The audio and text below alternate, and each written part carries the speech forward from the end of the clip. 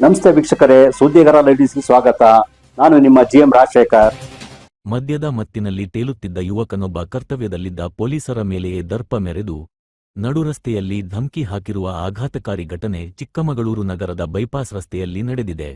ಕುಡಿದ ಮತ್ತಿನಲ್ಲಿ ಅಜಾಗರೂಕತೆಯಿಂದ ಕಾರು ಚಲಾಯಿಸಿಕೊಂಡು ಬಂದಿದ್ದ ನಗರದ ಹೌಸಿಂಗ್ ಬೋರ್ಡ್ ನಿವಾಸಿ ಯುವಕ ಮಾರ್ಗ ಮಧ್ಯೆ ಬೇರೊಂದು ವಾಹನಕ್ಕೆ ಡಿಕ್ಕಿ ಹೊಡೆದಿದ್ದಾನೆ.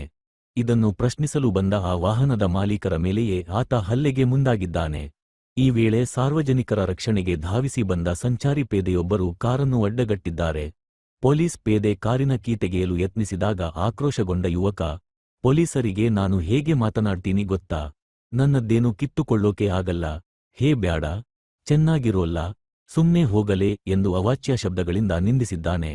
ಅಷ್ಟಕ್ಕೇ ನಿಲ್ಲದೆ ಖಾಕಿ ತೊಟ್ಟಿದ್ದ ಸಿಬ್ಬಂದಿಯನ್ನು ನೂಕಾಡಿ ತಳ್ಳಿ ಗಂಭೀರ ಬೆದರಿಕೆ ಹಾಕುವ ಮೂಲಕ ನಡುರಸ್ತೆಯಲ್ಲೇ ಭಾರೀ ಹೈಡ್ರಾಮಾ ಸೃಷ್ಟಿಸಿದ್ದಾನೆ. ಸಾರ್ವಜನಿಕರು ನೋಡುತ್ತಿದ್ದಂತೆಯೇ ಪೊಲೀಸರ ಕರ್ತವ್ಯಕ್ಕೆ ಅಡ್ಡಿಪಡಿಸಿ ರಂಪಾಟ ನಡೆಸಿದ ಈ ಘಟನೆ ಚಿಕ್ಕಮಗಳೂರು ನಗರ ಪೊಲೀಸ್ ಠಾಣಾ ವ್ಯಾಪ್ತಿಯಲ್ಲಿ ದಾಖಲಾಗಿದ್ದು, ಪೊಲೀಸರು ಕಾನೂನು ಕ್ರಮ ಕೈಗೊಂಡಿದ್ದಾರೆ.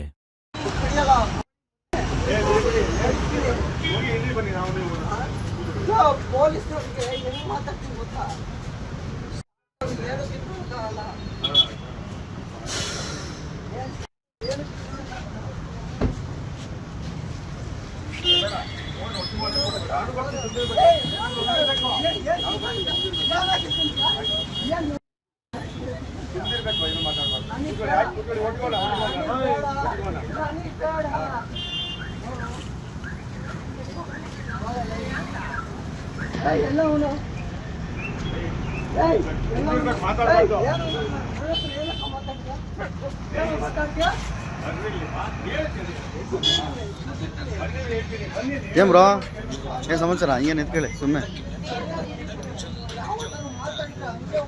ಹಿಂಗೆ ಮಾತಾಡ್ರಿ, ಕೊಡ್ತಾ ಇದೀವಿ ನಾವು.